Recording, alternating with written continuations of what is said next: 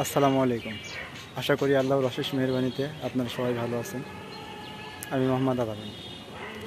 তো আজকে ঠিক পাখিদের খাবার দেওয়া হচ্ছে। ওই যে স্ট্যান্ড আছে, ব্যাটারি আছে, খাবার অলরেডি দেওয়া শেষ, খালি মোবাইলটা সেট করব ওখানে। তো যাই হোক, আমার ভিডিও যারা দেখেন তাদেরকে অসংখ্য ধন্যবাদ।